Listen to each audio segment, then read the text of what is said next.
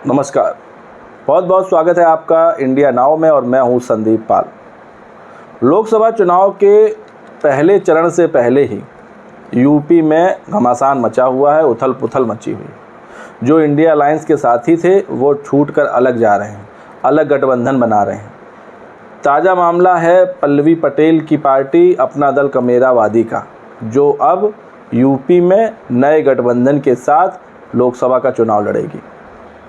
पल्लवी पटेल ने आज असदुद्दीन ओवैसी की पार्टी AIMIM के साथ गठबंधन कर लिया और इस गठबंधन को नया नाम भी दे दिया गया है। गठबंधन का नया नाम है PDM, पिछड़ा दलित मुसलमान।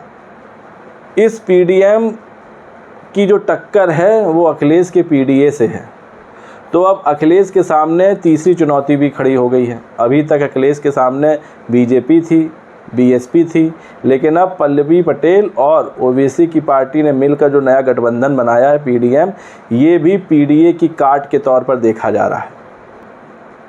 सीटों के बंटवारे को लेकर इंडिया अलायंस से अलग हुई पल्लवी पटेल ने आज ओवैसी की पार्टी AIMIM के साथ गठबंधन कर लिया। इसके साथ ही एक और पार्टी है प्रगतिशील मानव समाज पार्टी, वो भी इस गठबंधन का हिस्सा है। छोटी पार्टी है लेकिन वो भी इस अलायंस का हिस्सा बन गई है। तो अब यूपी में मुकाबला PDA वर्सेस PDM भी होने वाला है। आपको बता दें, जब पल्लवी पटेल इंडिया अलायंस की सहयोगी थी तो इन्होंने 3 सीटों की हिस्सेदारी मांगी थी, जिसमें फूलपुर, मिर्ज़ापुर और कौशाम्बी था। इन 3 सीटों पर पल्लवी पटेल की पार्टी ने दावा ठोका था, जिस पर अखिलेश यादव ने साफ मना कर दिया था कि 3 सीटें देना हमारे बस की बात नहीं। जिसके बाद नाराज़ होकर पल्लवी पटेल इंडिया अलायंस से अलग हो गई थी। जिसके बाद चर्चा उठी कि पल्लवी पटेल मायावती के साथ अलायंस कर सकती हैं। मायावती की पार्टी पदाधिकारियों ने फ़ोन पर बात भी की, पल्लवी पटेल से चर्चा भी हुई और करीब करीब कहा जा रहा था कि अगला गठबंधन यूपी में पल्लवी पटेल और मायावती का होगा। लेकिन फिर वो बात शायद आगे नहीं बढ़ पाई किन्हीं कारणों से। अब क्या कुछ रहा उसकी तो अभी जानकारी नहीं है, लेकिन इस बीच पल्लवी पटेल ने अपना नया सहयोगी ढूंढ लिया और वो सहयोगी है ओवैसी की पार्टी AIMIM। तो पल्लवी पटेल ने AIMIM के साथ गठबंधन कर लिया है। अब लोकसभा चुनाव पल्लवी पटेल इसी गठबंधन के साथ लड़ेंगे और बताया जा रहा है कि अब पल्लवी पटेल भी 3 सीटों पर प्रत्याशी उतारेंगी। तो सपा की लड़ाई अब यूपी में बड़ी मुश्किल होने वाली है। जहां पहले मुकाबला NDA वर्सेस इंडिया था, अब मुकाबला वो 1-2 नहीं 3-3, 4-4 प्रत्याशियों के बीच होने वाला है, क्योंकि अब हर सीट पर 3-4 प्रत्याशी उतर रहे हैं। मायावती भी कह चुकी हैं कि वो अकेले चुनाव लड़ेंगी, तो 80 सीट पे उनके तो प्रत्याशी उतरेंगे ही। BJP के 80 सीट पे प्रत्याशी उतरेंगे ही। इंडिया अलायंस, कांग्रेस और सपा जो मिलकर लड़ रही है चुनाव, उसके प्रत्याशी उतरेंगे ही। और पल्लवी पटेल के भी 3 से 4 सीटों पर प्रत्याशी उतरेंगे। फिर AIMIM के प्रत्याशी उतरेंगे। वहीं स्वामी प्रसाद मौर्य ने भी बगावती सुर अपना लिए हैं। उन्होंने भी इंडिया अलायंस से 5 सीटों की डिमांड कर डाली है और अगर उनकी भी डिमांड पूरी नहीं हुई तो वो भी अलग होकर हो सकता है इसी अलायंस का हिस्सा बन जाएं, पल्लवी पटेल के साथ चले जाएं, AIMIM के साथ चले जाएं। तो फिर तो मुकाबला और कड़ा हो जाएगा।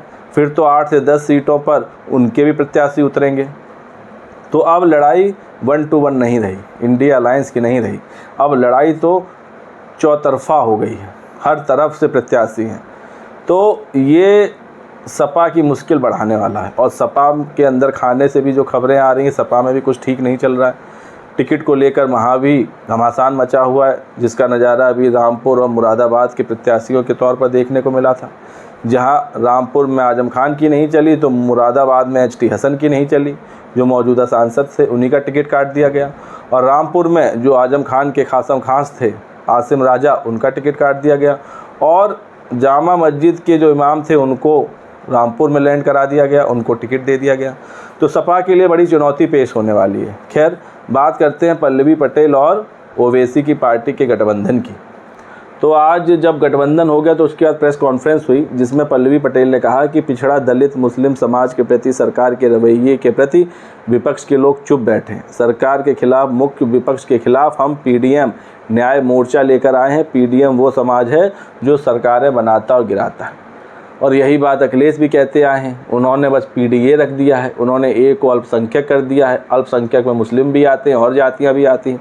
इन्होंने ख़ास तौर से एम कर दिया है जो मुस्लिमों को रिप्रेजेंट करेगा।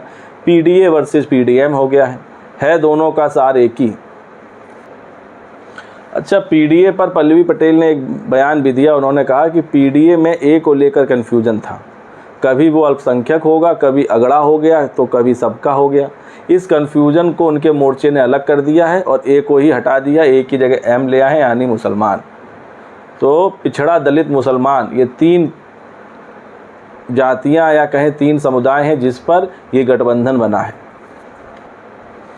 पल्लवी पटेल ने कहा है कि वो भगवान कृष्ण के सिद्धांत पर काम करती हैं, उसका पालन करती हैं। उन्होंने कहा कि दे दो केवल 5 ग्राम, रखो अपनी धरती तमाम। लेकिन उस हठ धर्मिता का प्रमाण था महाभारत।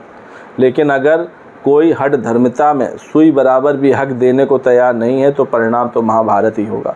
तो उन्होंने इशारों में अखिलेश यादव पर हमला बोलते हुए बता दिया कि हमने अखिलेश यादव से 3 सीटें मांगी थी, मतलब सुई के बराबर ज़मीन मांगी थी 80 सीटों में, लेकिन वो अखिलेश यादव ने नहीं दी, इसलिए महाभारत हो रहा है। अगर उन 3 सीटों पे बात बन जाती तो आज वो इंडिया अलायंस का हिस्सा होती। असदुद्दीन ओवैसी ने कहा कि बीजेपी भारत की राजनीति से मुसलमानों को हाशिए पे धकेलने में लगी है, सिर्फ वोट दीजिए, भागीदारी भूल जाएगी। ये गलत है। मुसलमान वोट देने वाले कब तक रहेंगे, हिस्सा कब मिलेगा? तो हिस्सेदारी की लड़ाई है यहाँ। ओवैसी ने भी मुस्लिमों की हिस्सेदारी की बात कही।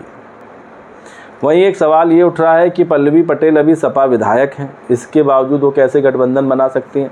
तो इस पर भी उन्होंने जवाब दिया। उन्होंने कहा कि मैं समाजवादी पार्टी की विधायक नहीं हूं, मैं गठबंधन की विधायक हूं। अगर सपा को इस्तीफ़ा लेना हो तो वो ले, मुझे निकाल दे, लेकिन अब पीडीएम झुकेगा नहीं। पुष्पा स्टाइल में पल्लवी पटेल ने कहा है कि अब पीडीए के आगे पीडीएम नहीं झुकने वाला है। वहीं ओवैसी ने भी कहा है कि 2022 के चुनाव में 90% मुस्लिमों ने समाजवादी को वोट किया था, लेकिन उसका क्या हुआ, उसे क्या मिला? भाजपा भारत की राजनीति से मुसलमानों को ख़त्म करने में लगी है। तो ये सब हमले थे जो गठबंधन बनने के बाद पल्लवी पटेल और ओवैसी ने बीजेपी और सपा पर बोले। फिलहाल ये अब गठबंधन बन गया है। ऐसे में अब देखना होगा कि ये गठबंधन कितनी सीटों पे दावेदारी ठोकेगा। 3 सीटें तो फिक्स ही मान लीजिए पल्लवी पटेल की। AIMIM के हवाले से भी कुछ खबरें निकल के सामने आ रही हैं कि वो भी करीब 10 सीटों पर दावेदारी ठोक सकता है। तो ओवैसी की पार्टी यूपी में क्या 10 सीटों पर चुनाव लड़ने लायक है, ये तो वक्त ही बताएगा। फिलहाल गठबंधन हो गया है और ये गठबंधन सपा की ही मुश्किल बढ़ाने वाला है। ना तो बीजेपी को कोई फ़र्क पड़ेगा, ना बीएसपी को कोई फ़र्क पड़ेगा।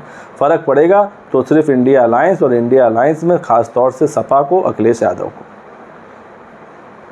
तो दोस्तों, इस गठबंधन पर, ये जो नया गठबंधन बना है पीडीएम, ये यूपी में इसका क्या असर रहेगा? लोकसभा चुनाव में क्या ये कोई इम्पैक्ट डाल पाएगा?